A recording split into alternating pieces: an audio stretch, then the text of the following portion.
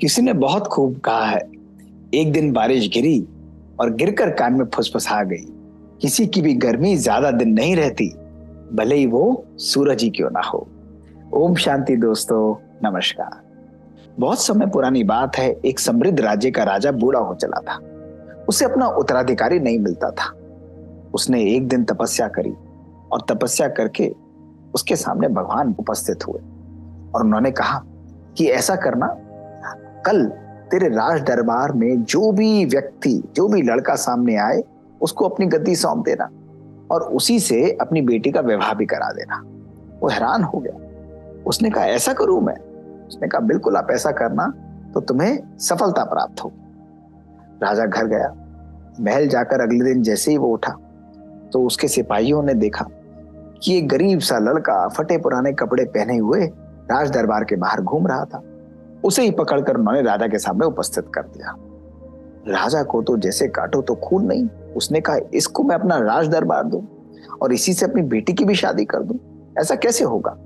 पर फिर भी उसे अपनी तपस्या का वो पल ध्यान में आया और उसने ऐसा ही किया। उसने अपनी बेटी से उस लड़के की शादी कर दी और उसको अपना राज दरबार सौंप कर स्वयं जंगल में चला गया तपस्या करने।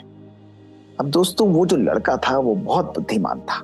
वो था तो गरीब, लेकिन दिन और रात उसने राज दरबार को चलाने की कला सीखी, मेहनत करी और मेहनत करते करते राजा का सारा काम समझ लिया। प्रजा भी बहुत खुश थी और बहुत सुचारू रूप से राज दरबार को चला रहा था।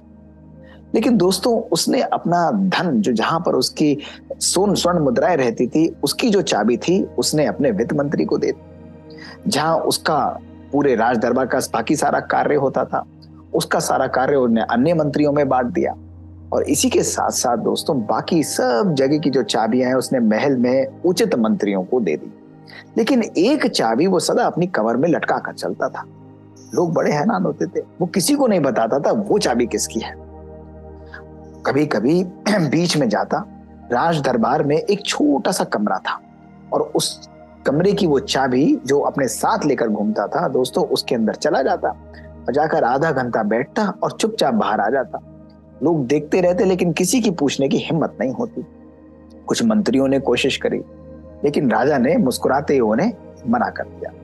फिर उन्होंने रानी से कहा कि आप ही पता लगाइए कि ये चाबी राजन के पास किसकी है। तो उन्होंने कहा, ठीक है, मैं कहती हूँ। रानी ने भी कहा कि भाई, मुझे ये बताइए कि ये चाबी किस कमरे की है और वहां जाकर आप क्या करते हैं। उन्हें लगा यहाँ पर कोई अद्भुत चीज होगी जो राजा किसी को बताता नहीं है। सभी के मन में खलबली मची हुई थी। तो राजन ने मुस्कुराते हुए रानी को कहा कि ठीक है, तुम इतनी जिद्दी कर रही हो तो कल मेरे साथ आना। बाकी मंत्री भी आए और राजा के साथ रानी भी आई। वो चुपचाप सबको वहां पर लेकर गया और उसने उस दरवाजे की, कमरे की चाबी खोल दी।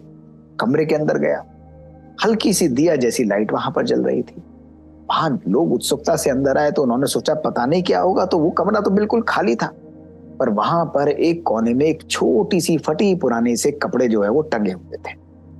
तो रानी ने और बाकियों ने पूछा कि राजन, ये क्या है? तो राजा ने कहा कि ये मेरे वो कपड़े हैं जिनको मैं पहनकर राज दरबार में पहली बार आया था। मैं बीच बीच में आकर इनको देख लेता हूं। जब भी राज दरबार चलाते हुए मुझे अभिमान आता है, मुझे अपने ऊपर बहुत ज्यादा गर्व आता है, मुझे लगता है मुझसे श्रेष्ठ कोई नहीं है, तो मैं उस दिन जाकर फिर इन कपड़ों को देखता हूं, ताकि मुझे अपना ओरिजिनल अस्तित्व, अपना ओरिजिनल पहचान ध्यान में रहे कि मैं कहां से आया हूं और यह अभिमान कभी भी मेरे मन में घर ना कर पाए। इसलिए मैं इस कमरे की चाबी किसी को नहीं देता।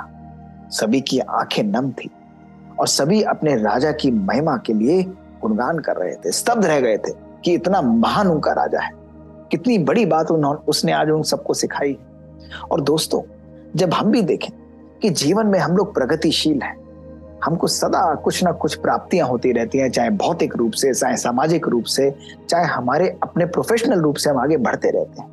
लेकिन दोस्तों, एक श्रेष्ठ मानव, एक अच्छा व्यक्तित्व वही है जो अपने ओरिजिनल अस्तित्व को, अपनी रूट्स को, जड़ों को सदा ध्यान रखता है। वो भले आसमान में कितना भी ऊंचा उड़े, लेकिन उसके पांव सदा अपने सच्चे अस्तित्व से जमीन पर जुड़े हुए होते हैं। दोस्तों, ऐसे ही व्यक्ति सदा आगे बढ़ते हैं। दोस्तों, ये जीवन में ध्यान रखना बहुत जरूरी है कि चाहे हम प्रोफेशनली और पर्सनली कितना भी आगे बढ़े, लेकिन नम्रता, निर्माणता ही हमारे जीवन का सच्चा श्रृंगार है। और ऐसा ही श्रेष्ठ व्यक्ति जो है अनेकों अनेकों लोगों को जीवन में सुख दे सकता है, उनके दिलों पर दोस्तों राज कर सकता है। इसलिए आज के बाद क्यों नहीं हम सब भी प्रण करें कि सदा अपने सच्चे अस्तित्व को, अपने रूट्स को ध्यान में रखें। दोस्तों यही हमारे जीवन की सच्चाई है। ऐसा ही व्यक्ति सदा श्रेष्ठ और महान व्यक्तित्व कहलाता है। ओम शांति।